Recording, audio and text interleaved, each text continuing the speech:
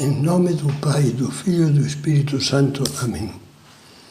Vinde, Espírito Santo, enchei os corações dos vossos fiéis e acendei neles o fogo do vosso amor. Enviai o vosso Espírito e tudo será criado, e renovareis a face da terra. Continuamos a sequência de meditações sobre a graça. A graça do Espírito Santo faz de nós uma nova criação de Deus. O livro do Apocalipse põe na boca de Jesus estas palavras: eis que faço novas todas as coisas. A graça santificante que recebemos pela primeira vez no batismo e recuperamos normalmente se tivermos a desgraça de perdê-la com a confissão sacramental, nos justifica, isto é, purifica-nos dos nossos pecados e nos faz passar de pecadores a justos, nos santifica. Torna-nos, como diz São Pedro, na sua segunda carta, participantes da natureza divina. E, como diz São Paulo, transforma-nos em filhos de Deus e herdeiros do céu. Nós, os cristãos, somos homens e mulheres novos, renascidos da água e do Espírito, como dizia Jesus falando com Nicodemos. São João, no prólogo do seu Evangelho, diz: deu-lhes o poder de se tornarem filhos de Deus. Como é bom todas essas palavras da Sagrada Escritura, essas palavras do Novo Testamento. Como é bom parar, aprofundar nelas. Hoje há uma enorme quantidade de católicos que nunca ouviram falar da graça de Deus. Há uma enorme quantidade de católicos que, para eles, estar em graça de Deus é não se sentirem culpados, e ponto. Podem ter, vamos dizer, exagerando, cometido os maiores crimes, as maiores barbaridades. Mas se não se sentem culpados, nada. E às vezes os confessores não ajudam a formar as consciências. Dizia que aos cristãos, aos batizados, Deus deu-lhes o poder de se tornarem filhos de Deus. Será que entendemos a categoria desse poder de transformação que Deus nos dá? Que não é um poder psicológico de sentir-se, é ser. Ser outra criatura, ser um homem novo, uma mulher nova, como dizia São Paulo. Eu continuo lamentando que haja tantos católicos que não sabem isso. Não ficam embasbacados com as maravilhas que Deus e a sua graça, a graça do Espírito Santo, está realizando no mais íntimo deles, na vida deles. Quantos há que acham que estar em graça de Deus é estar quites com Deus, no sentido de que tinham um pecado, confessaram um pecado e ponto, já estão, as contas estão zeradas. Isso é uma barbaridade. Isso é ignorar que o amor de Deus em pessoa, com a sua graça que nos transforma, vem habitar nos nossos corações e nos transformar. Por isso eu perguntaria: será que entendemos a categoria desse poder de transformação que Deus nos dá? Os apóstolos, os primeiros cristãos, ficavam cativados com esse pensamento. São João, na sua primeira carta, vibra de alegria quando se refere a isso. E diz: vede com que amor nos amou o Pai, para que sejamos chamados filhos de Deus. E nós o somos, caríssimos. Desde agora somos filhos de Deus. Você diga, toda criatura é filho de Deus? Bom, no sentido de filho de Deus criador, também são filhos de Deus os pássaros, as tartarugas, os tigres, os sabiás. São Francisco via a mão de Deus Criador em todas as criaturas e falava até do irmão lobo. Mas estamos falando de uma mudança, que não é só reconhecer-nos filhos do Criador. Essa nova filiação nos permite tratar a Deus com carinho filial, com a proximidade e a confiança de saber-nos, não digo sentir-nos, saber-nos filhos muito amados. Você já tem como principal força da sua vida cristã essa consciência de que você é muito amado, muito pessoalmente, muito amado por Deus, de que você é muito amada por Deus, quase diria como se fosse uma filha única, um filho único.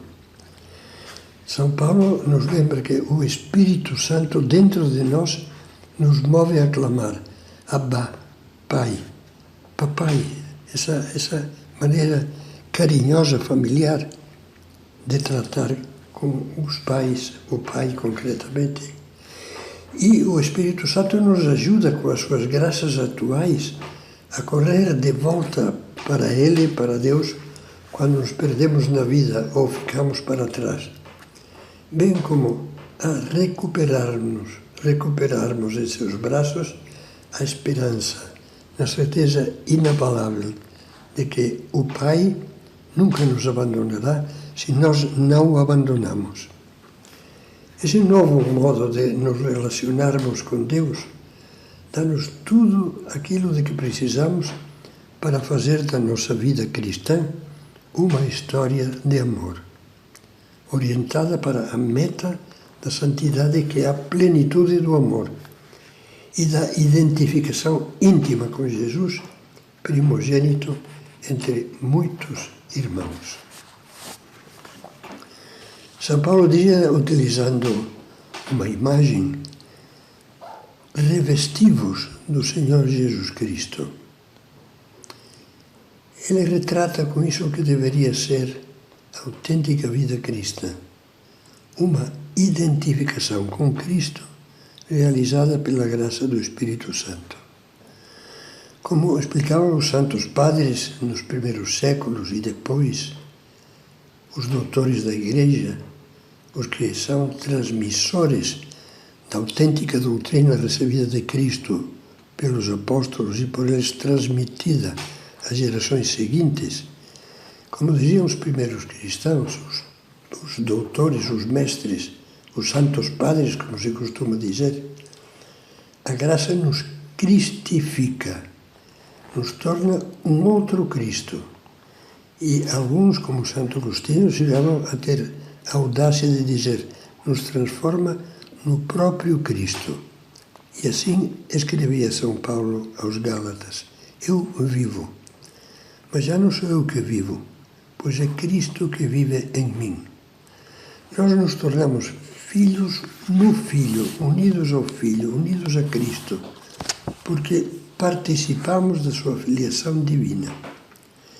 Dá muitas graças a Deus, aconselha São José Maria, porque por Ele, com Ele e nele, tu podes chamar-te filho de Deus. O Espírito Santo, dizia São Cirilo de Alexandria, sendo Deus e procedendo de Deus, Ele mesmo se imprime nos corações que o recebem como o selo sobre a cera, e desta forma restabelece a natureza de acordo com a beleza do modelo divino e restitui ao homem a imagem de Deus, perdida pelo primeiro pecado e pelos sucessivos pecados. A perfeita imagem de Deus no seio do mistério da Trindade é o Filho, é Jesus. A imagem de Deus em alguém que é, além de verdadeiro Deus, verdadeiro homem. Também São João Crisóstomo, comentando o Evangelho de São Mateus, afirmava: Cristo deu-te o poder de ser como Ele. Não te assustes de ouvir isso. O que te deve assustar é não ser como Ele. A nossa união com Cristo, a nossa intimidade com Ele, nos enche pelo poder da graça do Espírito Santo de luz e de força e nos permite enxergar, pensar, sentir e viver como Cristo Jesus. Mais uma vez, São Paulo fala com palavras claras. Tende em vós os mesmos sentimentos que havia em Cristo Jesus. E ensinava que a vida cristã cresce e amadurece na medida em que cresce a nossa identificação com Jesus. Até, ele diz, até chegarmos ao estado do homem perfeito, à medida da estatura da plenitude de Cristo.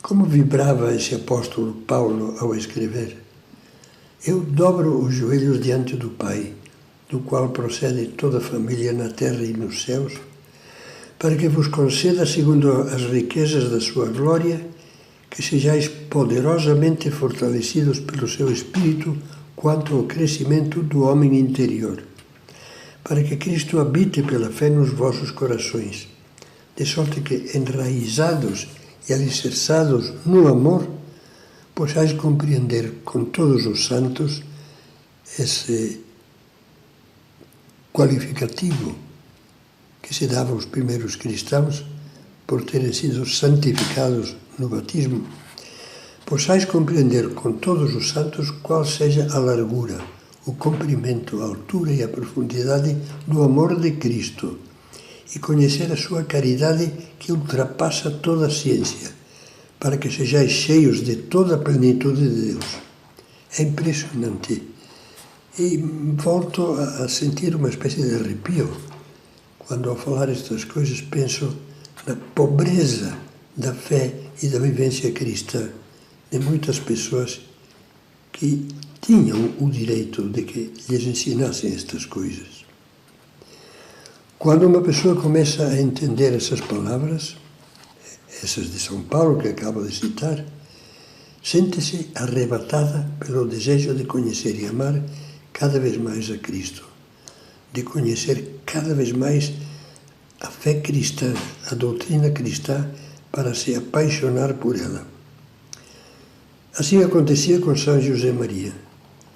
Ele dizia: Jesus, ver-te, falar contigo, permanecer assim contemplando-te, abismado na imensidade da tua formosura e nunca mais deixar de te contemplar. Ó Cristo, quem te pudesse ver, quem te visse para ficar ferido de amor por ti. Procuremos ser como aqueles primeiros cristãos que São Pedro, no começo da sua primeira carta, retratava. Falava-lhes de Jesus e lhes dizia: sem o terdes visto, vós o amais. Sem o ver ainda, crestes nele. E isso é para vós uma fonte de alegria inefável e gloriosa.